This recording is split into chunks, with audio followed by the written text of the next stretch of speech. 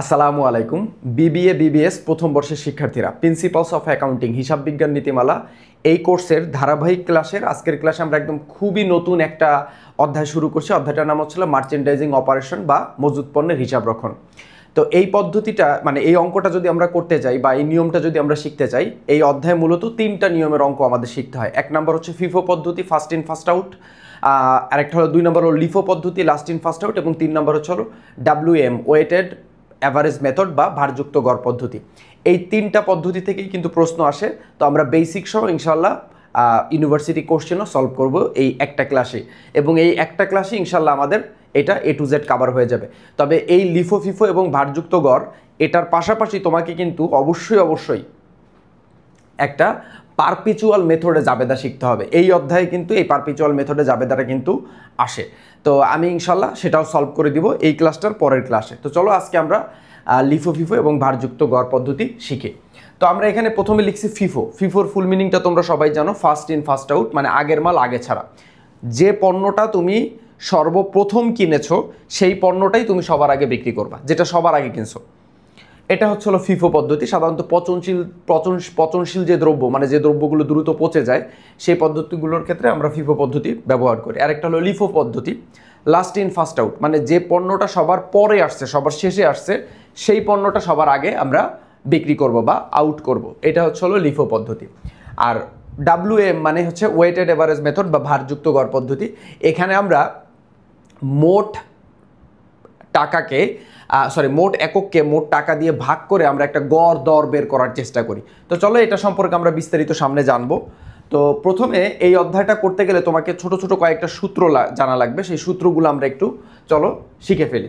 তো প্রথমে যে সূত্রটা লাগবে সেটা হচ্ছে হলো গড় দর বের করা। এই গড় দর এটা মূলত তোমাদের WAM এর ক্ষেত্রে, ঠিক আছে, WAM ওয়েটেড এভারেজ মেথডের ক্ষেত্রে তোমার একটা গড় দর বের করা লাগতে পারে। তো এই গড় দর বের করার সূত্র হচ্ছে হলো মোট একককে মোট টাকা দিয়ে ভাগ করতে হবে।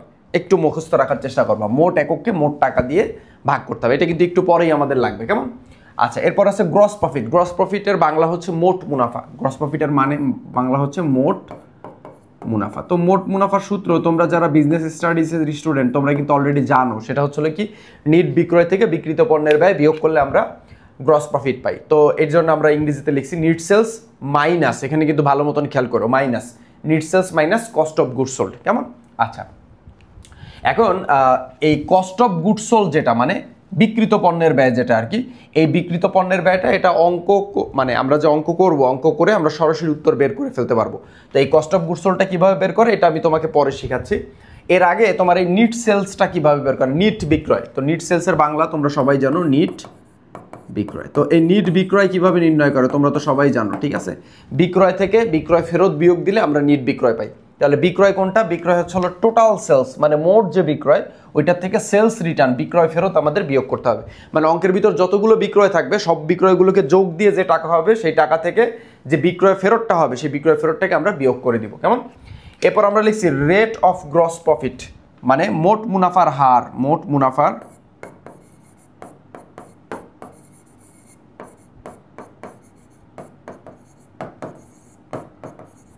মোট মুনাফার হার। মোট মুনাফার হার সূত্র হচ্ছে হলো gross profit divided net sales into 100।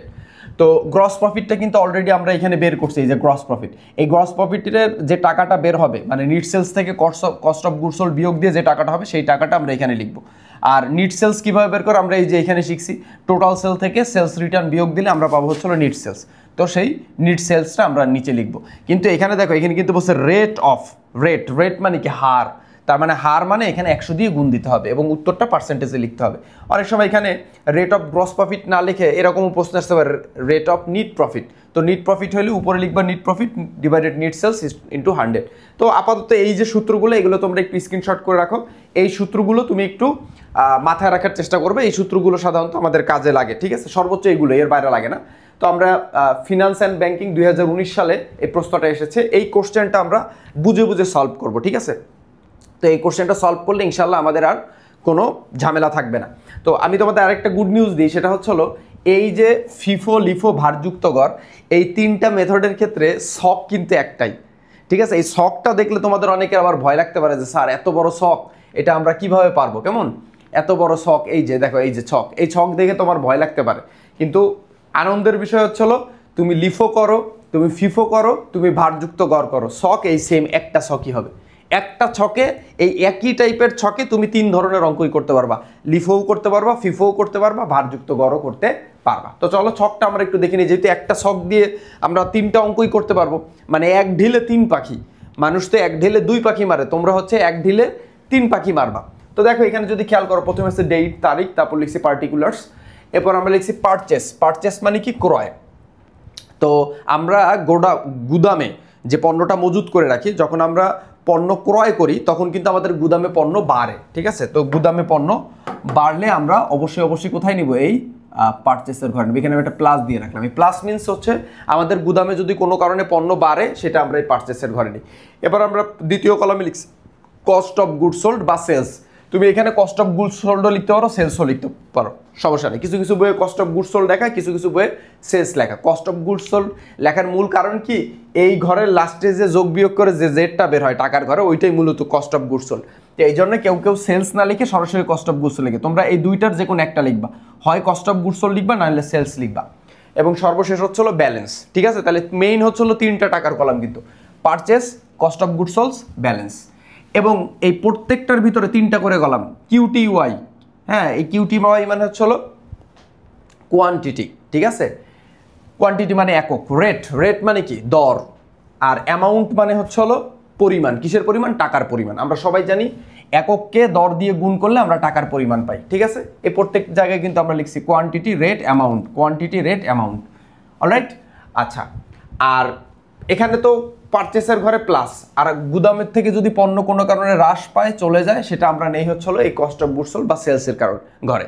কারণ সেলস হইলে কি হয়? আমরা যখন পণ্য বিক্রি করে দিই তখন আমাদের গুদাম থেকে পণ্য চলে যায়, আর এই যোগ বিয়োগ করে যে ব্যালেন্সটা হবে, সেই ব্যালেন্সটা বা যে উদ্দীপ্তটা বের হবে, যা ফলাফলটা বের হবে, সেটা আমরা এখানে লিখব, ঠিক আছে? তো এই হচ্ছে ছক। এখন দেখো আমরা হচ্ছে অঙ্কে চলে যাই আগে, ঠিক আছে? অঙ্কে চলে যাই, অঙ্কে গেলে আমি বাদ বাকিটা আমরা বুঝাইতে পারবো আপনাদের।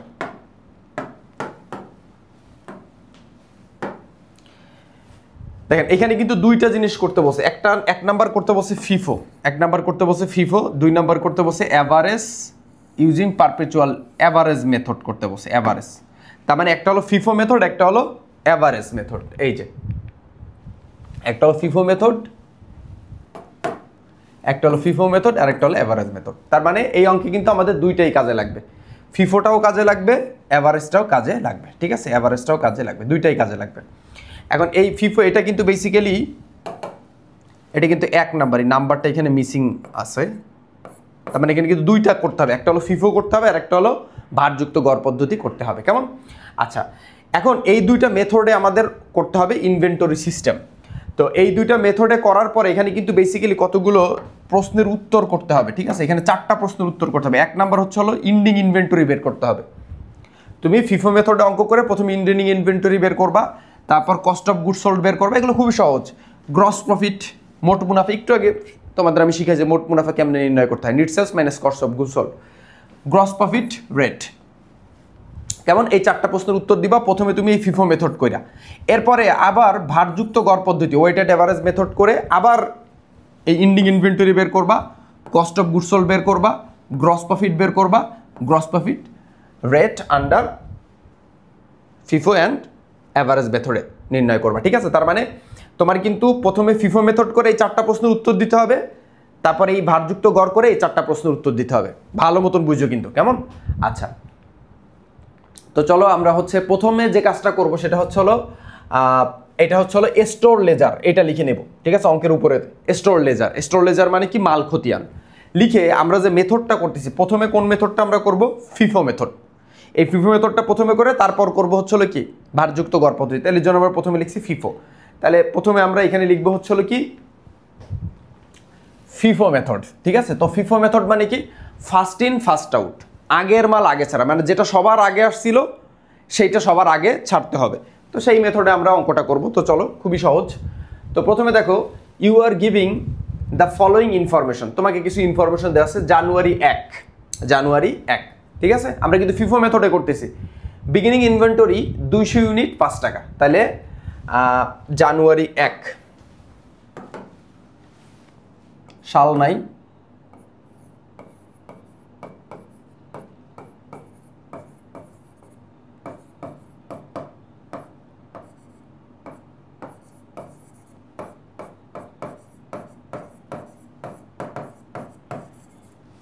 বিগিনিং ইনভেন্টরি 200 ইউনিট 5 টাকা দরে, 5 দুগুণে 10, 1000 টাকা।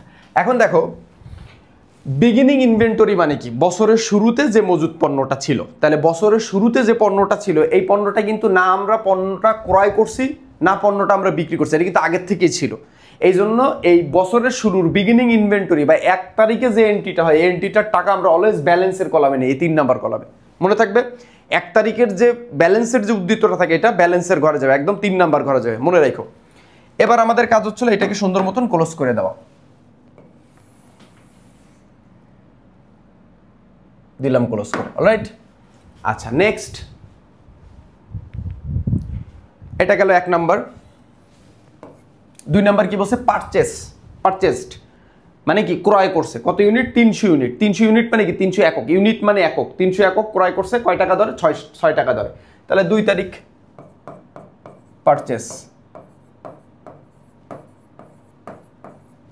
কত ইউনিট পারচেস করছে, 300 ইউনিট। তাহলে পারচেস করলে পারচেসের ঘরে আসবে 300 ইউনিট, কত টাকা দরে, 6 টাকা দরে।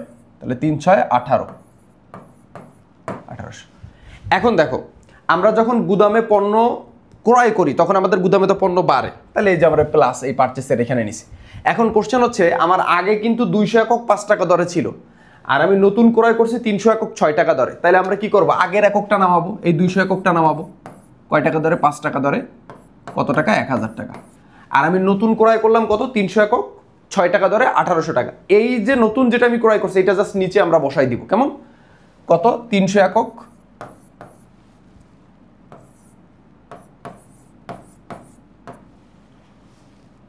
1800।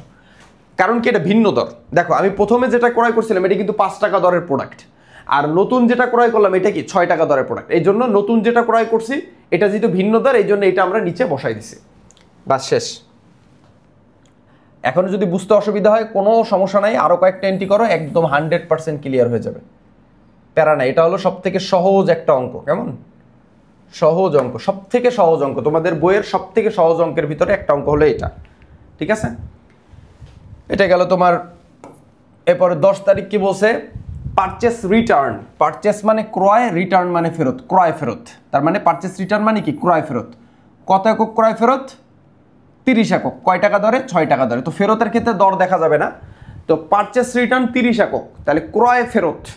তাহলে আগে আমরা এটা কয় তারিখ সেই তারিখ লিখে নিই, এটা নিয়ে তোমাদের অনেক কনফিউশন আছে, আমি কনফিউশন পুরো দূর করে দিচ্ছি। পারচেস রিটার্ন,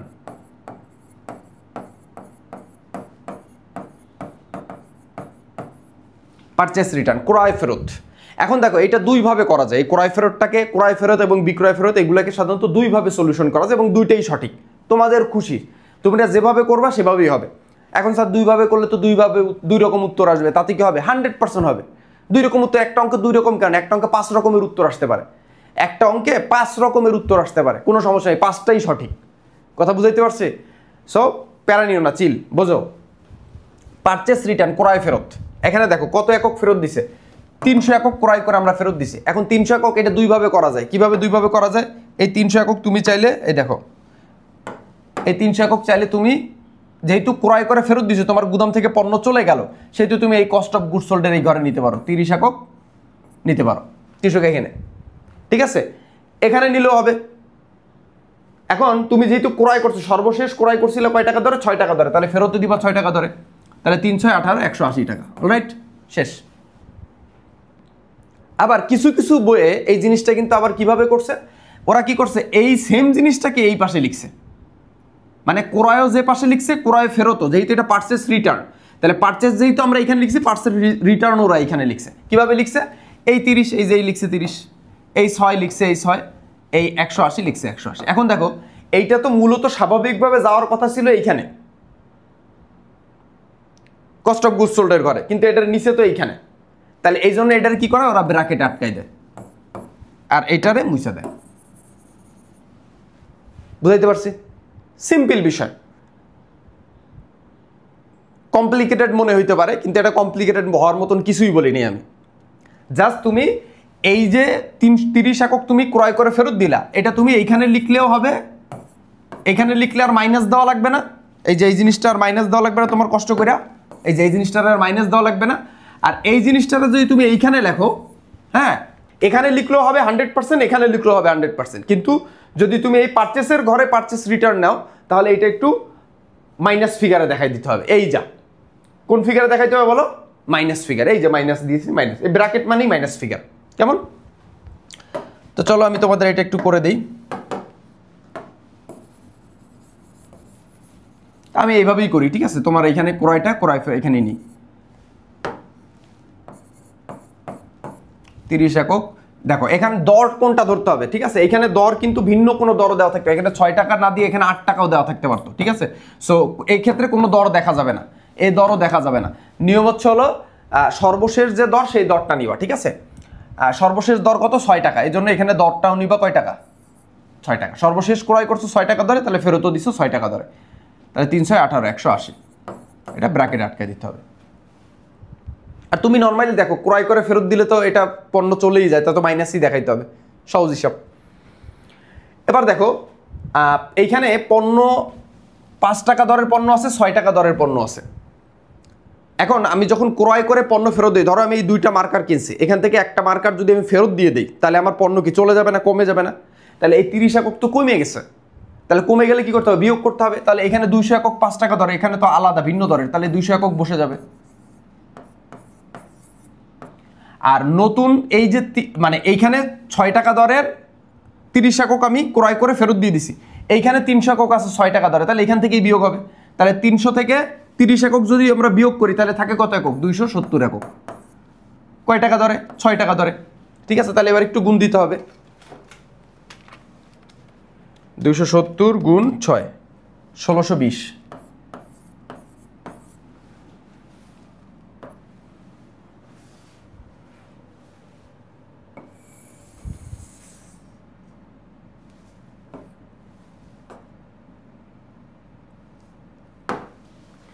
ঠিক আছে, 1620।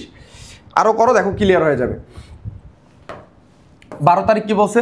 সোল্ড, বিক্রি করছে 400 একক 60 টাকা দরে। তো বিক্রির ক্ষেত্রেও দরটা দেখতে হয় না, ঠিক আছে? অলরাইট, বিক্রির ক্ষেত্রেও দরটা দেখতে হয় না। তো 400 একক বিক্রি করছে, তাহলে আমরা আগে 12 তারিখ লিখে সোল্ড লিখি, ঠিক আছে?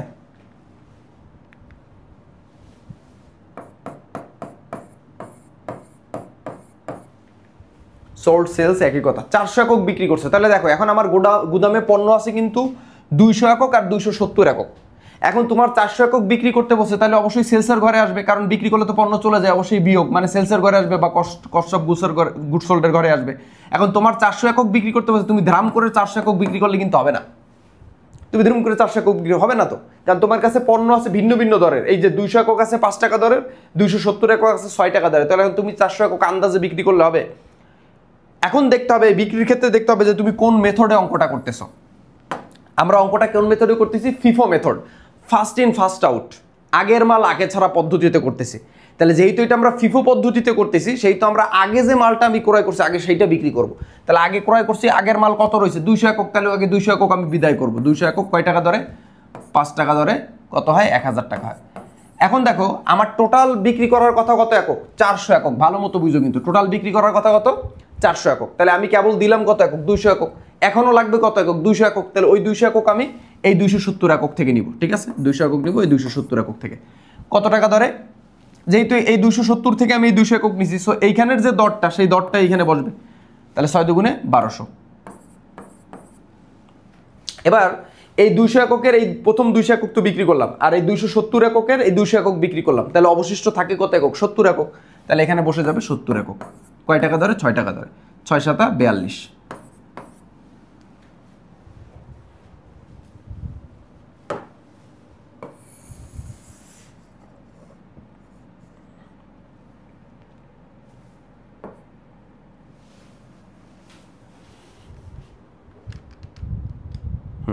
ঠিক আছে, আচ্ছা নেক্সট এন্ট্রিতে যাই।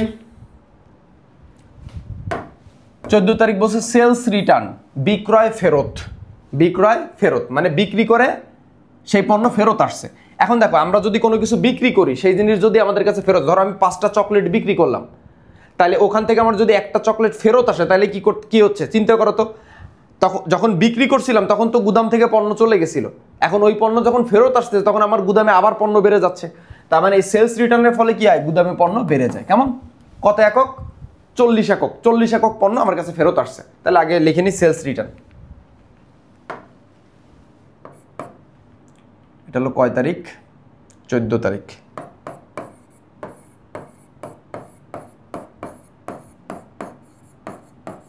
সেলস রিটার্ন, বিক্রয় ফেরত। এখন দেখো এই বিক্রয় ফেরতটাও কিন্তু দুইভাবে করা যায়, ঠিক আছে? আমি তোমার দুইটা ভাবেই দেখাই দিচ্ছি, দুইভাবে করলে দুইভাবেই সঠিক।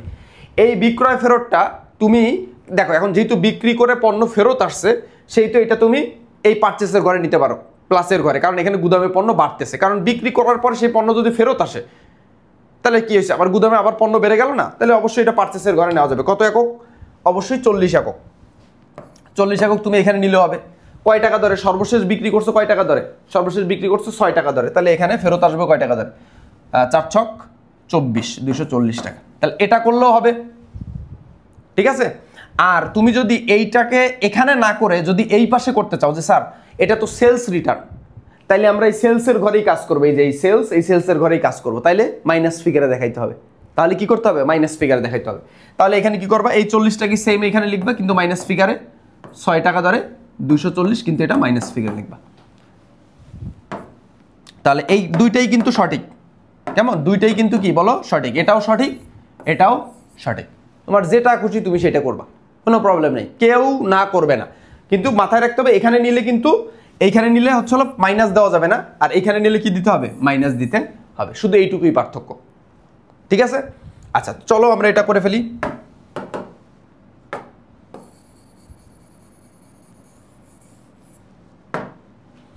সেলস রিটার্ন, বিক্রয় ফেরত, কত একক, বিক্রয় ফেরত, যেহেতু সেটা আমরা বিক্রয়ের পাশে কাজ করব। কত একক, 40 একক, মাইনাস ফিগার দিতে হবে, কারণ বিক্রয় ফেরতের ফলে বিক্রয় কমে যায়, এই জন্য মাইনাস দিলাম।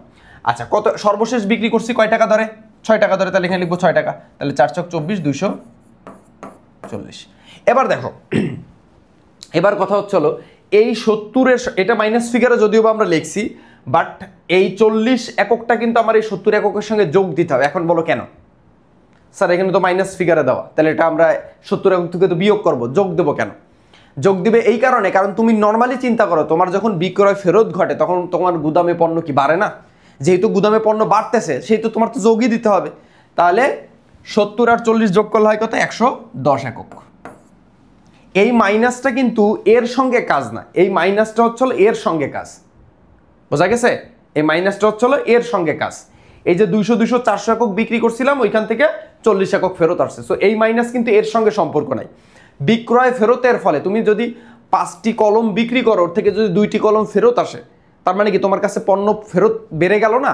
যখন বিক্রি করছিলা তখন তো পণ্য কমে গেছিল, কিন্তু এখন কি বিক্রি করতেছো নাকি সেলস রিটার্ন হয়েছে? সেলস রিটার্ন হয়েছে, তার মানে কি রিটার্ন মানে কি তোমার কাছে ফেরত আসছে, ঠিক আছে? তোমার কাছে পণ্য ফেরত আসছে।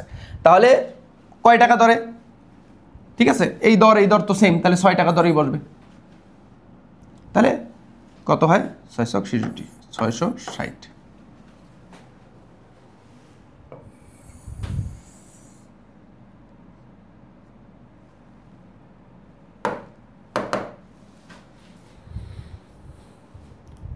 লাস্ট 18 তারিখ কি বলছে, পারচেস 250 একক, 8 টাকা দরে, ঠিক আছে? 18 তারিখ।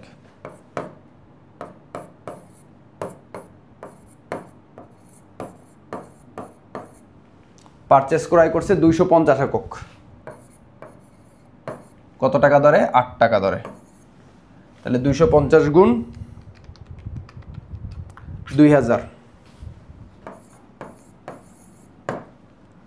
তাহলে দেখো আমার কাছে গুদামে লাস্ট 110 একক 6 টাকা দরে ছিল, আর নতুন আমি 250 একক 8 টাকা দরে কিনছি। দুইটা যেহেতু ভিন্ন দর, ঠিক আছে, সেই তো আমাদের দুইটাকে আলাদাভাবে লিখতে হবে। তাহলে আগের যে পণ্যটা ছিল সেটা আগে নামাইতে হবে ব্যালেন্স, আর এই নতুন যেটা ক্রয় করলাম এটা জাস্ট নিচে বসাই দিলে হবে, ঠিক আছে? আচ্ছা, 250 একক 8 টাকা দরে।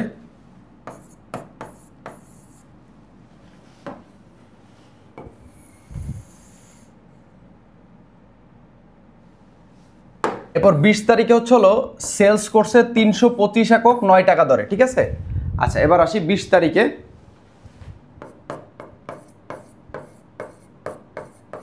সেলস করছে কত একক বিক্রি করছে? 325 একক। আচ্ছা দেখো 325 একক, টোটাল 325 একক, কারণ আমার কাছে আছে কিন্তু 110 একক আর 250 একক। তাহলে এখন আমার কি করতে হবে? এই টোটাল এইটার থেকে, এই যে এইটার থেকে আমার হচ্ছে হলো 325 একক বিক্রি করতে হবে। ভালো মতন বুঝো কিন্তু। এখন তাহলে আমি প্রথমে আছে যেহেতু ফিফো মেথড যেহেতু ফার্স্ট ইন ফার্স্ট, তাহলে ফার্স্টে কোনটা আছে? 110 একক। ঠিক আছে, তাহলে 110 একক আগে সেল দিব। কয় টাকা ধরে? 6 টাকা ধরে। কত হয়? 660 টাকা। অলরাইট, এখন দেখো আমার টোটাল দিতে হবে কত একক? টোটাল সেল করতে হবে চলো 325 একক। আমি কেবল সেল করলাম কত? 110 একক।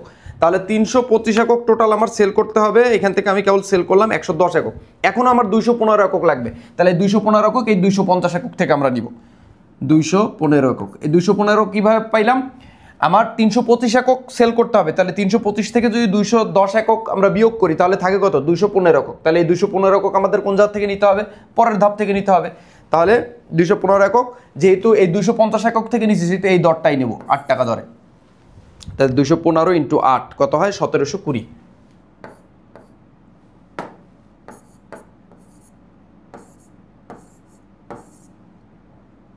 অলরাইট, তাহলে 250 একক থেকে 215 একক গেলে থাকে হচ্ছে হলো 35 একক অবশিষ্ট থাকে।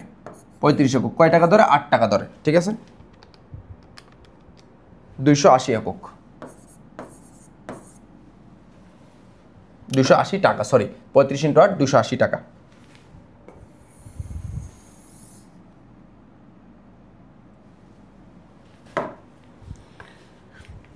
এরপরে আমরা যদি দেখি পারচেস করছে 28 তারিখে, ক্রয় করছে কত? 200 ইউনিট 9 টাকা ধরে। ঠিক আছে, 28 তারিখ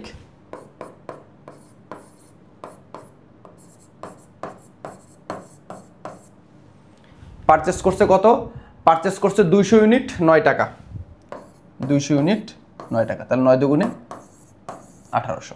এখন দেখো আমার কাছে প্রথমে ছিল কত একক? 35 একক 8 টাকা ধরে। কত টাকা? 280 টাকা। আর নতুন ক্রয় করলাম কত? 200 একক 9 টাকা ধরে 1800 টাকা। 200 একক 9 টাকা ধরে 1800 টাকা। এখন আমি ছোট্ট একটা কাজ করব, সেটা হচ্ছে নিচে একটু জেটটা নামাই দেবো। কেমন?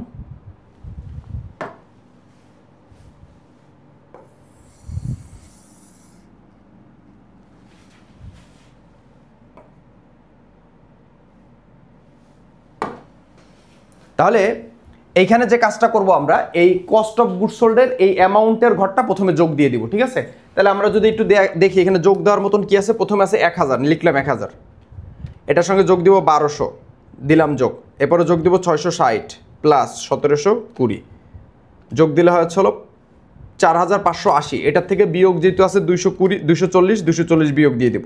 তার মানে এই সবগুলো যোগ বিয়োগ কইরা এখানে আসছে হচ্ছে হলো 4340।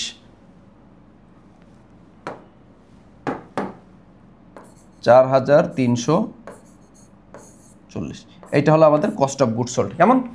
আচ্ছা, তো চলো এবার আমরা হচ্ছে, আর তোমরা যদি চাও এই দুইটা ঘর একটু যোগ দিয়ে দিতে পারো, ভালো মতন খেয়াল করো। কেমন? এই লাস্টে তাহলে কি যোগ করবা? 35 আর 200 যোগ দিলে হয় হলো 235।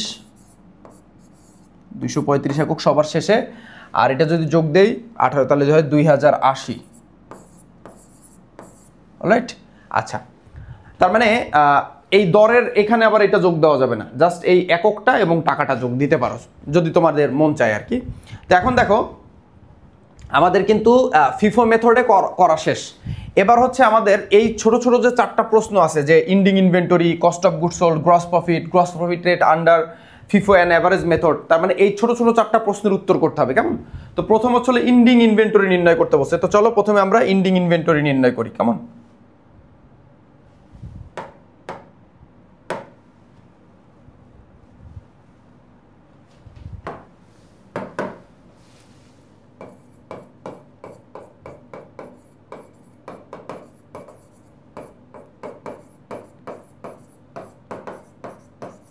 ইন্ডিং ইনভেন্টরি সমাপনী মজুত পণ্য। তো সমাপনী মজুত পণ্য তো এটা আমাদের শেষে বের করছি আমরা। 35 একক 8 টাকা ধরে, 35 একক কয় টাকা ধরে? 8 টাকা ধরে, প্লাস আর ওইদিকে আছে হচ্ছে 200 একক 9 টাকা ধরে।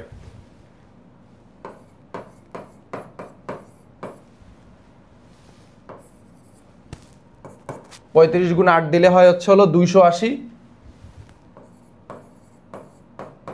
200 গুণ 9 দিলে 9 দুগুণে 1800। এই টোটাল যোগ দিলে কত হবে সেটাও আমরা অলরেডি বের করছি, কত 2080 টাকা। এটা হচ্ছে আমাদের ইন্ডিং ইনভেন্টরি, কেমন 1 নাম্বার। তো তোমরা কিন্তু বুঝতে পারছো যে ইন্ডিং ইনভেন্টরি কিভাবে নির্ণয় করবা। এরপরে কি কস্ট অফ গুডস সোল্ড নির্ণয় করতে হবে। তাহলে চলো কস্ট অফ গুডস সোল্ড নির্ণয় করি। B number, cost of goods sold. Ending inventory মানে কি সমাপনী মজুদ। সমাপনী মজুদ মানে কি শেষে যেটা আর কি মজুদ টাকা রয়েছে সেইটা। আর কস্ট অফ গুডস সোল্ড মানে কি বিক্রিত পণ্যের ব্যয়। অলরেডি কিন্তু আমরা এখানে টাইটেলে লিখছিলাম কস্ট অফ গুডস সোল্ড। তো কস্ট অফ গুডস সোল্ডের এই যে অ্যামাউন্টটা কত 4340, এটা আমরা লিখে দিলেই হয়ে যাবে, ঠিক আছে। 4340 টাকা, এটাই উত্তর, শেষ। এটা জাস্ট লিখে দিবা, কেমন। কস্ট অফ গুডস সোল্ড গেল। এরপর হলো গ্রস প্রফিট। গ্রস প্রফিট মানে কি মোট মুনাফা। তো মোট মুনাফা নির্ণয়ের সূত্রটাকে আমরা লিখে ফেলি। সি নাম্বার হচ্ছে গ্রস প্রফিট। গ্রস প্রফিট মানে হলো মোট মুনাফা। মোট মুনাফার সূত্র কি net sales minus cost of goods sold. Cost of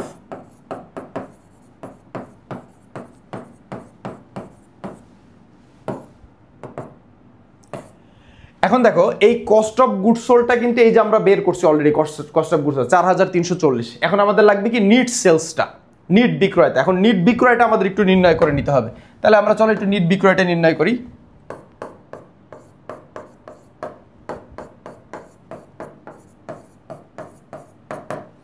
NEET সেলসের সূত্রটা কি total sales minus sales return. আমি একটু আগে লেখা দিচ্ছি টোটাল সেলস মানে টোটাল যতগুলো সেলস আছে, টোটাল যতগুলো বিক্রয় আছে সেই টোটাল বিক্রয়গুলোকে যোগ দিয়ে ওইটার থেকে বিক্রয় ফেরত সেলস রিটার্নটাকে আমাদের বিয়োগ করে দিতে হবে। এখন আমরা যদি একটু অঙ্কের ভিতর খেয়াল করি, টোটাল সেলস আছে কোন কোন তারিখে, এই যে 12 তারিখে সোল্ড আছে আর হচ্ছে 20 তারিখে সোল্ড আছে, ঠিক আছে, আর কিন্তু কোনো সোল্ড নেই। তাহলে আগে এই সোল্ড দুটো যোগ দিতে হবে, এটার থেকে এই সেলস রিটার্ন যতগুলো থাকবে সেই রিটার্নগুলোকে বিয়োগ করে দিতে হবে। তো আগে সেলস আছে হলো 12 তারিখে 400 একক 60 টাকা দরে। তো আমরা প্রথমে 400 একক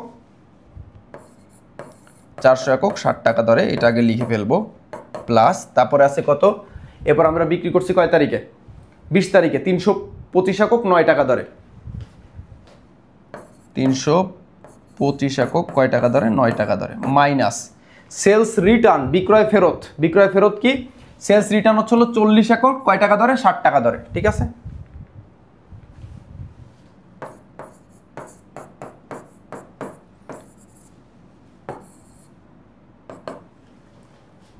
চার 28 প্লাস তাহলে 325 2925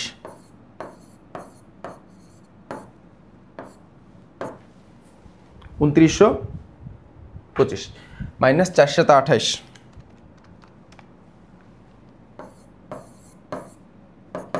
তাহলে এবার আমাদের কাজ কি এই দুইটা যোগ দিয়ে এই সেলস রিটার্নটা বিয়োগ করে দিতে হবে, ঠিক আছে। আচ্ছা তাহলে 2800 প্লাস 2925 যোগ করলে হয় 5725, এটা থেকে বিয়োগ করতে হবে 280, বিয়োগ করলে হয় 5445, 5445, ঠিক আছে। এটাই হলো আমাদের উত্তর 5445। কি এটা হলো আমাদের net sales, alright, net sales.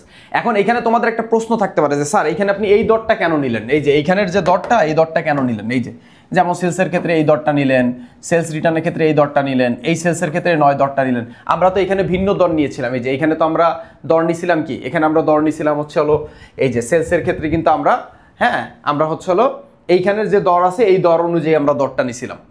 কিন্তু এখানে মনে রাখতে হবে এটা একটা ব্যতিক্রম, একটা মনে রাখার মতন বিষয়, এটা তোমার একটু প্র্যাকটিস করে মনে রাখতে হবে, ঠিক আছে। তো যখন তুমি নিট সেলসটা নির্ণয় করবা, অঙ্কে যে সেলসের দাম থাকবে, যে দরটা থাকবে সেই দর ধরে এখানে ক্যালকুলেশন করবা। কিন্তু যখন তুমি ক্যালকুলেশন করবা, স্টোর লেজার করবা, মাল খতিয়ান করবা, এই যে এটা হলো মাল খতিয়ান, এই মাল খতিয়ান যখন করবা তখন বিক্রির ক্ষেত্রে মূলত তুমি কোনো দর ধরতে পারবে না। তখন তোমার দেখতে হবে এটা ফিফো মেথড না লিফো মেথড। ফিফো মেথড হলে উপরের দর থেকে বিক্রি করতে করতে নিচে আসতে হবে, আর লিফো মেথড হলে নিচ থেকে বিক্রি করতে করতে উপরের দিকে উঠতে হবে, সিম্পল হিসাব।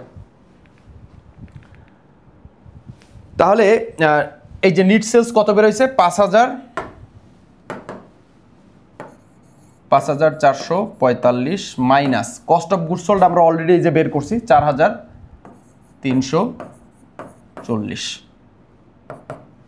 এবার যদি এটা থেকে এটা বিয়োগ করি 5445 মাইনাস 4340, 1105 টাকা। এটা হলো গ্রস প্রফিট। প্রশ্নে আরেকটা জিনিস কিন্তু বলছে, সেটা হলো গ্রস প্রফিট রেট। রেট মানে কি? হার বা মুনাফা। তাহলে চলো আমরা গ্রস প্রফিট রেটটা একটু নির্ণয় করি, ঠিক আছে?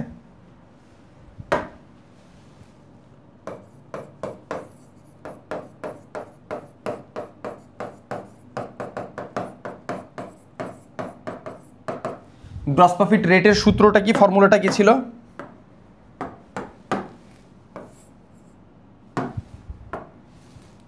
উপরে যাবে গ্রস প্রফিট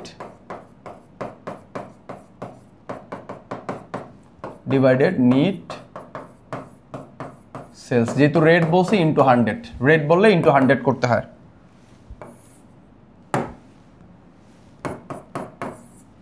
আচ্ছা, গ্রস প্রফিট এটাও কিন্তু অলরেডি আমরা বের করছি। গ্রস প্রফিট কত? 1105। তাহলে গ্রস প্রফিট এখানে লিখলাম 1105। নিট সেলস কোনটা, এটাও কিন্তু আমরা অলরেডি বের করছি। নিট সেলস কত? নিট সেলস হলো 5445। 5400। এবার ভাগ দিয়ে 100 দিয়ে গুণ করতে হবে, ঠিক আছে? 1105 ইন্টু 5445 ইন্টু 100। 1105 ভাগ 5445 ইন্টু 100 আচ্ছা 20.29। যেহেতু 100 দিয়ে গুণ দিছে, অবশ্যই পার্সেন্টেজ দিয়ে দিতে হবে, কেমন? তাহলে 20.29%, এটাই হচ্ছে আমাদের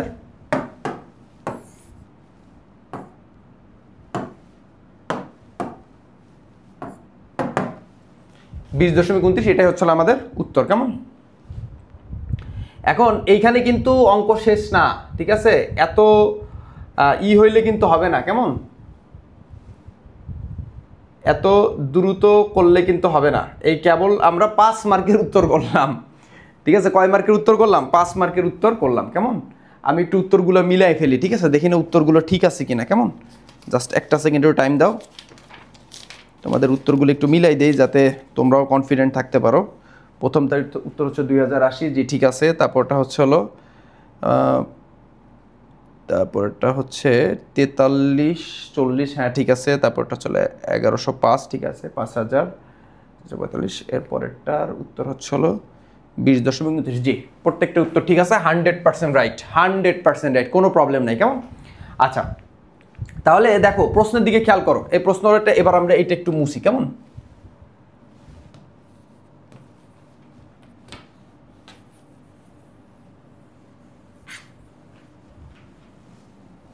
দেখো, এই কেবল কিন্তু আমরা ফিফো মেথডটা করলাম। এবার কি অ্যাভারেজ মেথডটা করতে হবে, ঠিক আছে? অ্যাভারেজ মেথড করে তারপরে আবার এইগুলোর উত্তর করতে হবে, কেমন? তাহলে চলো এবার আমরা অ্যাভারেজ মেথডটা শিখি। তোমরা তো কেবল ফিফো মেথডটা পারলা, ঠিক আছে? এবার অ্যাভারেজ মেথডটা কেমনে করবা সেটা আমরা একটু দেখি, কেমন? তো এই যে অ্যাভারেজ মেথডের জন্য আমি একটা শক কিন্তু টেনে রাখছি। এই সেম শক আমরা কি বলছি, লিফো ফিফো ভারযুক্ত গড় যে অঙ্ক করো না কেন, সেম শক। তো আমরা অ্যাভারেজ মেথডের শকে চলে গেলাম। এটা হলো তোমার রিকোয়ার্ড বি,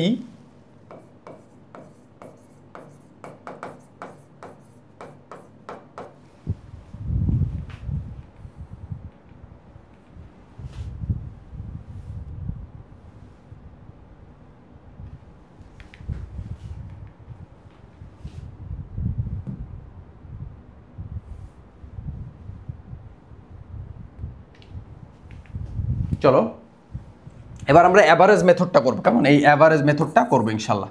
তো চলো প্রথমে হলো বিগিনিং ইনভেন্টরি। স্বাভাবিকভাবে আমরা বিগিনিং ইনভেন্টরির জন্য এখানে সাল নাই, হোয়াট চিহ্ন দিয়ে আমরা লিখবো জানুয়ারি 1।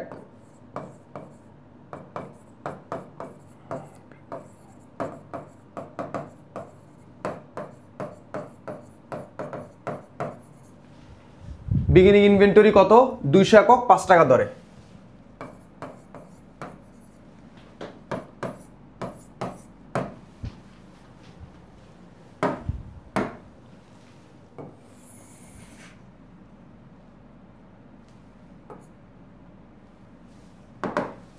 আচ্ছা, এটা আমরা সবাই জানি বিগিনিং ইনভেন্টরি অলওয়েজ এই ব্যালেন্সের ঘরে থার্ড কলামে যায়, ঠিক আছে? এটা হলো অ্যাভারেজ মেথড।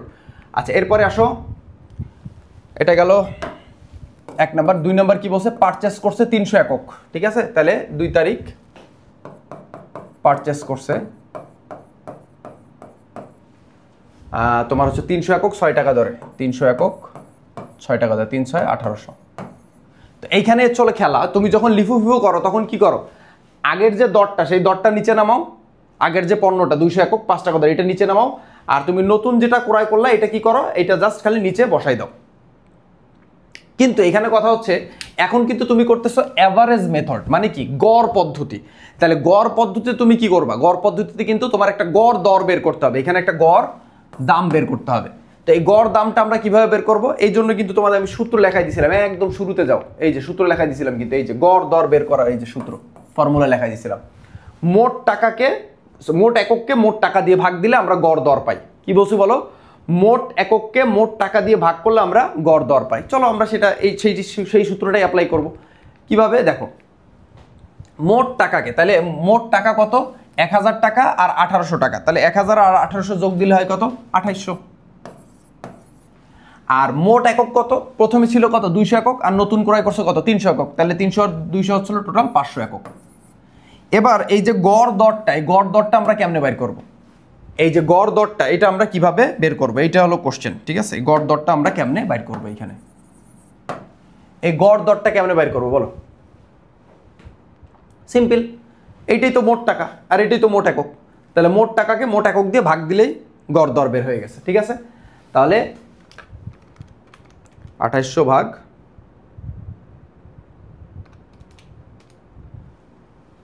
মোট টাকাকে মোট একক দিয়ে ভাগ করতে হবে, মোট টাকাকে মোট একক দিয়ে ভাগ করতে হবে। মোট আমি উল্টা লিখছি, ঠিক আছে, এক্সট্রিমলি সরি।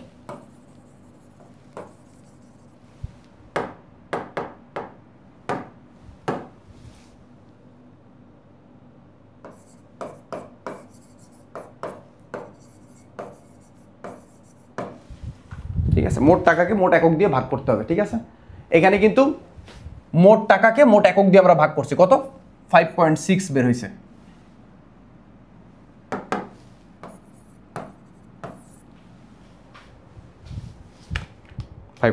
জি ঠিক আছে, আরো করো, ক্লিয়ার হয়ে যাবে ইনশাল্লাহ, একদম ক্লিয়ার হয়ে যাবে। এই একটা অঙ্ক যদি করে যাও, সর্বোচ্চ ফিফো লিফো যদি পেঁচাই এই একটাই পেঁচাবে, এর বাইরে পেঁচাবে না, অনার্সে এর বাইরে পেঁচানো অঙ্ক নাই, কেমন? আচ্ছা, এই একটা ক্লিয়ার করে যাও, সব ক্লিয়ার হয়ে যাবে ইনশাল্লাহ। এবার দেখো 10 তারিখ পারচেস রিটার্ন, মানে ক্রয় করে ফেরত দিছি কত, 30 একক 6 টাকা ধরে। তো পারচেস রিটার্ন আগে লিখে ফেলি, 10 তারিখ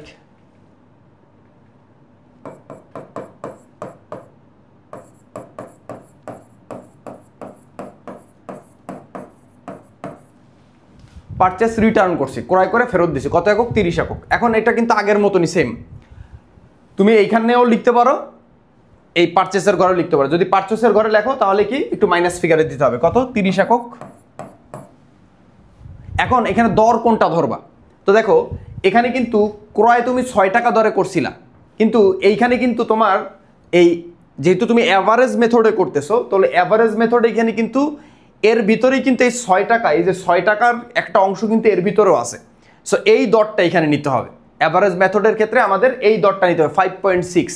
এখন তুমি বলতে পারো যে স্যার প্রশ্নে তো এখানে একটা দর দেওয়া আছে 6 টাকা, এই দর ধরা যাবে না, এই দর ধরা যাবে না ফেরতের ক্ষেত্রে, সেটা ক্রয় ফেরত হোক বিক্রয় ফেরত হোক। অ্যাভারেজ মেথডের ক্ষেত্রে আমরা এই অ্যাভারেজ যে দরটা, কারণ এখানে তো আসলে এই যে 5.6 এটা তো এই 5 টাকা আর 6 টাকা এই দুইটার একটা গড়, এই 5 টাকা আর এই 6 টাকা এই দুইটার একটা গড় দর হচ্ছে হলো 5.6। এই জন্য আমরা এই 6 টাকা এখানে নিতে পারবো না, আমরা কোন নিব, ওই গড় দরটা নিব 5.6। তাহলে 30 × 5.6 যদি আমরা করি,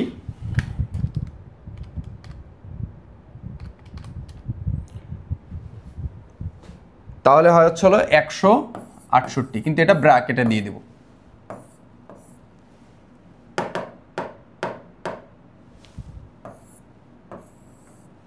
অলরাইট, 168।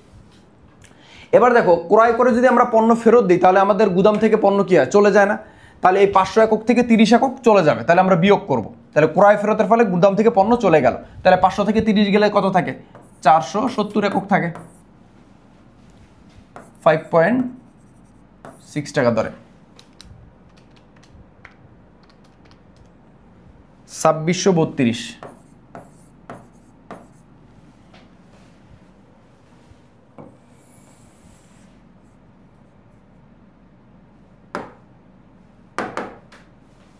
রাইট। আচ্ছা, এরপরে সোল্ড করছে, বিক্রি করছে কত?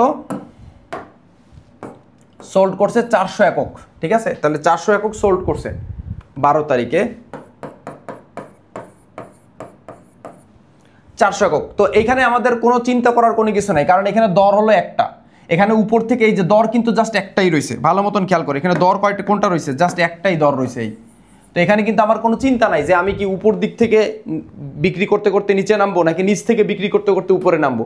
যদি ফিফো মেথড হইতো তাহলে উপর থেকে বিক্রি করতে করতে নিচে নামি, মানে গাছের উপর থেকে নিচে নামা। আর লিফো মেথড হইলে গাছের নিচ থেকে উপরে ওঠা, মানে নিচ থেকে বিক্রি করতে করতে উপরে উঠতে হবে। কিন্তু এইটা হচ্ছে হলো গড় একটা দর আছে 5 টাকা 5.6, মানে 5 টাকা 60 পয়সা। তো এইখানে আমাদের কি করতে হবে? এখানে আমাদের ওই গড় দরটা নিয়ে নিতে হবে। সো এখানে কোনো প্যারা নাই, আমাদের 400 একক বিক্রি করতে বলছে, আমাদের এই 470 একক থেকে 400 একক সেল দিয়ে দিলেই হয়ে গেল।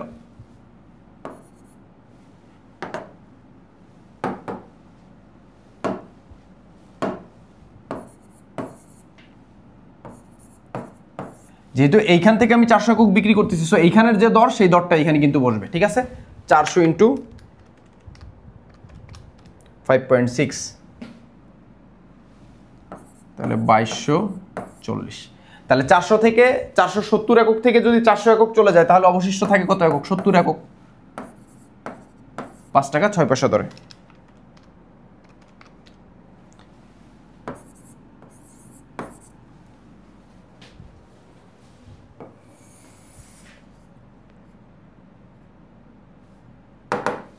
অলরাইট,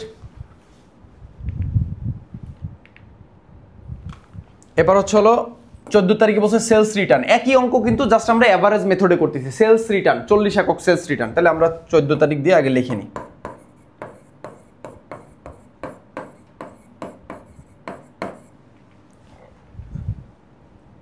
চল্লিশ একক বিক্রয় ফেরত। তাহলে বিক্রয় করে যদি পণ্য ফেরত আসে এটা আমরা পারচেসের ঘরেও নিতে পারি, আর যদি আমরা সেলসের ঘরে নিই তাহলে মাইনাস ফিগার দিতে হবে। কত একক? 40 একক বিক্রয় করে ফেরত আসছে। আচ্ছা, এখন এই ক্ষেত্রে আমাদের সর্বশেষ বিক্রয় কিন্তু আছে হচ্ছে যে 12 তারিখে সর্বশেষ বিক্রয়। তো সর্বশেষ বিক্রয়ের এক্ষেত্রে এই দরটাও দেখা যাবে না, সেক্ষেত্রে দেখতে হবে যে উদ্বৃত্তের ঘরে কোন দর আছে। কারণ এই যে দরটা, এই দরটা কিন্তু মূলত এই দরটাই এখানে দেওয়া হয়েছে। লাস্ট যে সর্বশেষ যে সেলসের যে দরটা, সেই দরটাই কিন্তু এখানে ব্যালেন্সের ঘরে আছে। কারণ এটা হলো অ্যাভারেজ মেথড, এখানে অলওয়েজ গড় দর নিয়ে কাজ করতে হয়। তাহলে গড় দর যেহেতু 5.6, সো আমরা এখানে লিখবো 5.6। তাহলে 40 ইন্টু 5.6, 224। ঠিক আছে, তাহলে এবার দেখো এখানে কিন্তু এই 70 একক থেকে 40 একক কিন্তু বিক্রি হবে না, যেহেতু আমাদের বিক্রয় ফেরত হয়েছে, সেলস রিটার্ন হয়েছে, তার মানে আমাদের গুদামে পণ্য বাড়ছে। তাহলে গুদামে যদি পণ্য বাড়ে তাহলে এই 70 এককের সঙ্গে এই 40 একক যোগ দিতে হবে। তাহলে 70 আর 40 যোগ করলে হলো 110 একক। কত টাকা? 5 টাকা 60 পয়সা।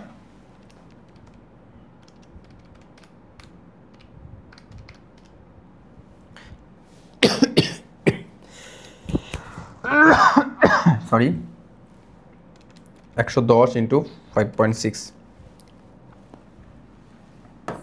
616।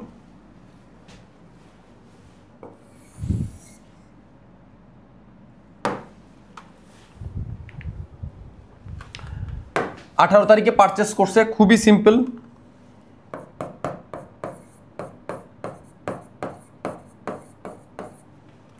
আঠারো তারিখে পারচেস করছে কত একক? 250 একক 8 টাকা দরে।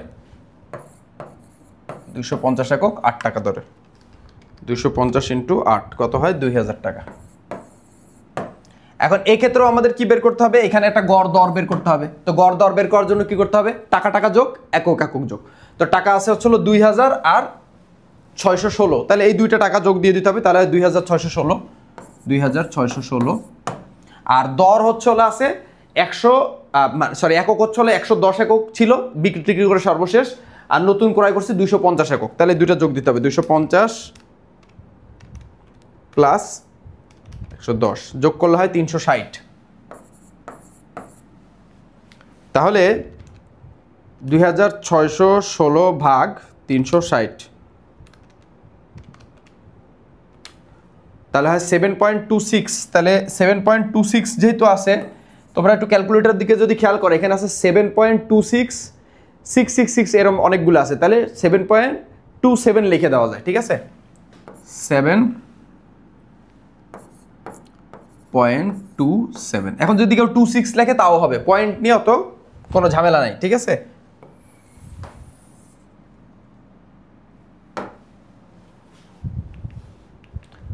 আঠারো তারিখের পরে 20 তারিখ।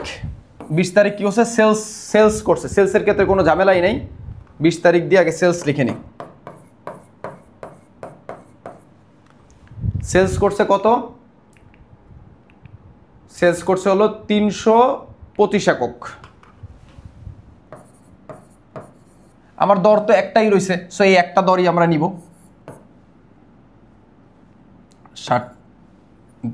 60 টাকা 27 পয়সা। তাহলে দেখো আমার এখানে ছিল 360 একক, ওইটা থেকে 325 একক আমি বিক্রি করে দিলাম, তাহলে অবশিষ্ট থাকে কত?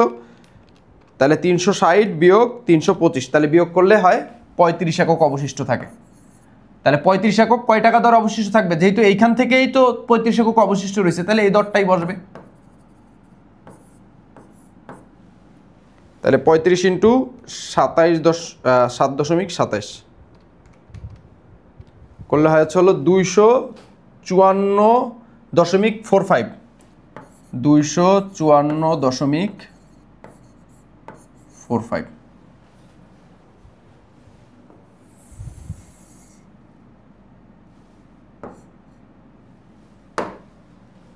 ঠিক আছে, এরপরে দেখো 28 তারিখ পারচেস করছে, ক্রয় করছে। ঠিক আছে, তাহলে 28 তারিখ পারচেস লিখে নিই।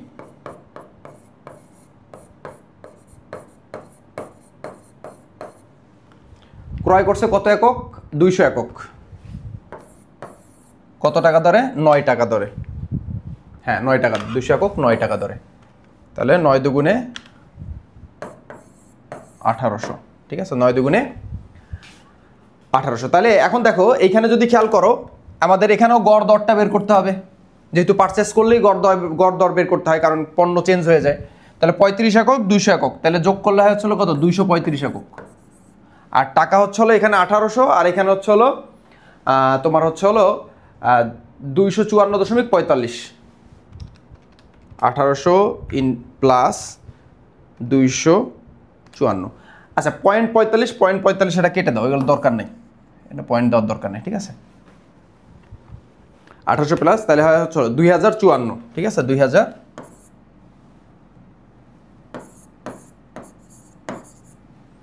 তাহলে এবার এই 2054কে আমরা 2054 ভাগ 235, তাহলে হয় 8.74, 8.740425, তাহলে 8.74ই লেখা যায়। ঠিক আছে, 8.74।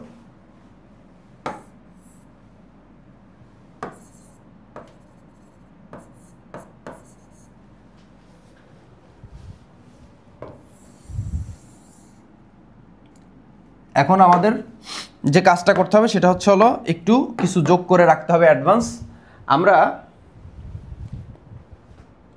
এখানে তো গুণ দেয়নি, 325 ইন্টু 7.27 করলে হয় হচ্ছে হলো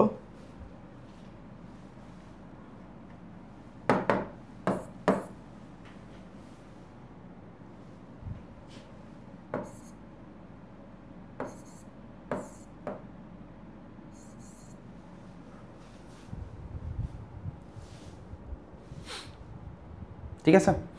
আচ্ছা, এবার এখানে একটু যোগ বিয়োগ করি। 2240 প্লাস 2363 মাইনাস 24 করলে হয় 4300। এই কস্ট অফ গুডস হলো, এটা যোগ বিয়োগ করে হয় 4379 সরি। আর এখানেও আমরা চাইলে যোগ বিয়োগ করতে পারি, এখানে তো একটাই আছে 235 একক, আর এখানেও তো একটাই থাকবে 2054। চলো এবার আমরা আমাদের যে ছোট ছোট যে প্রশ্নগুলো ছিল এই প্রশ্নগুলোর উত্তর করবে, কেমন? আচ্ছা, তো প্রথম কোশ্চেনটা হলো ইন্ডিং ইনভেন্টরি, ঠিক আছে? তাহলে চলো প্রথমে নির্ণয় করি ইন্ডিং ইনভেন্টরি, কেমন? Ending inventory.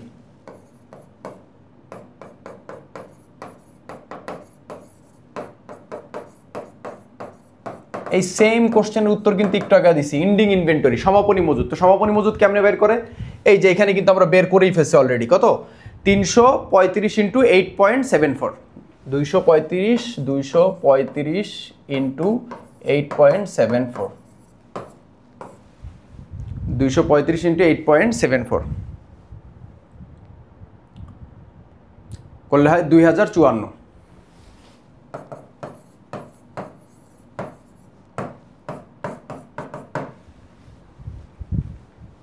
এরপর একটা কি করতে বসে? কস্ট অফ গুডস সোল্ড বের করতে বসে, বি নাম্বার।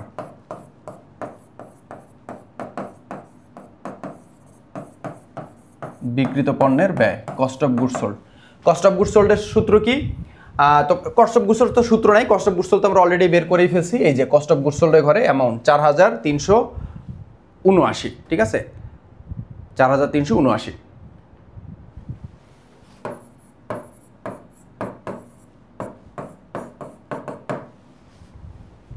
এরপর আছে গ্রস প্রফিট। গ্রস প্রফিটের সূত্র কি আমরা সবাই জানি? নিট সেলস, গ্রস প্রফিট, মোট মুনাফা। মোট মুনাফার সূত্র কি? Net sales minus cost of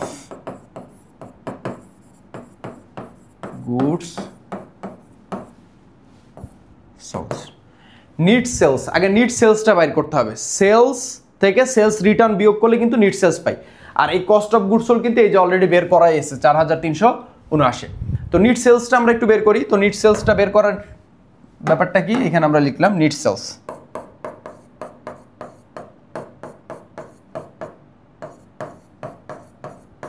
তো অঙ্কের ভিতর দেখো সেলস কোথায় কোথায় আছে। সেলস ছিল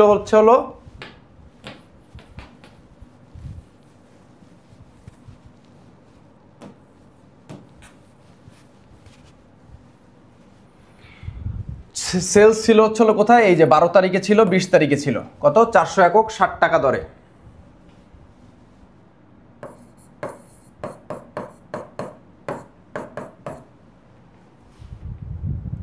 এরপরে ছিল 325 একক 9 টাকা দরে, মাইনাস সেলস রিটার্ন কত? সেলস রিটার্ন হলো 40 একক 60 টাকা দরে। এই জন্য এটা বিয়োগ দিব। 40 একক কয় টাকা দরে?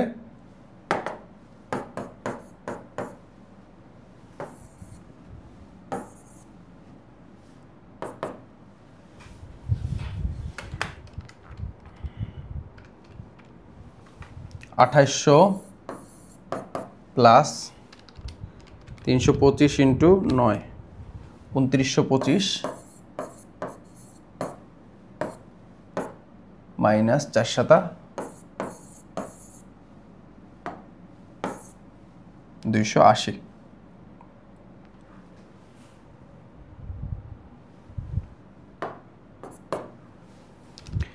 আঠাইশশো প্লাস 2925 মাইনাস 280, 5445, 5445। এটা হলো আমার নিট সেলস। তাহলে 5445 minus cost of goods sold কত? 4300,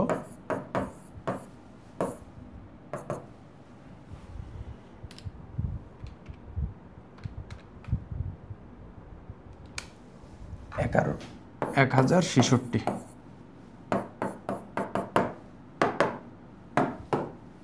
এই 1066, এটাই কিন্তু উত্তর। এটা হলো গ্রস প্রফিট।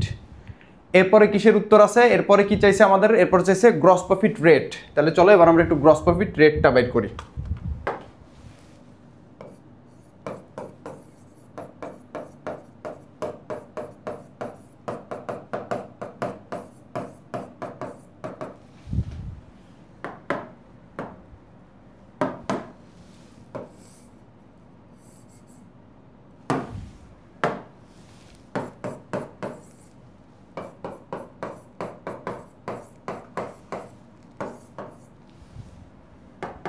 লিখতেছি আমি?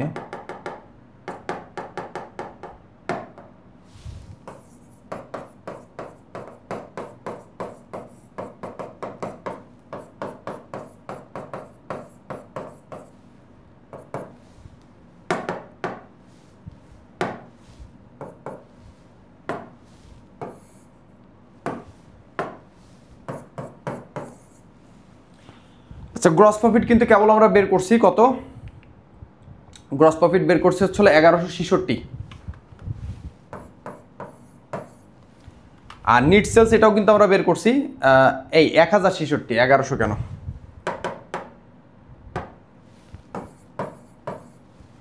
আর নিট সেলস কত? নিট সেলস হচ্ছে হলো তোমার এই কি রে ভাই, নিট সেলস হচ্ছে হলো 5445।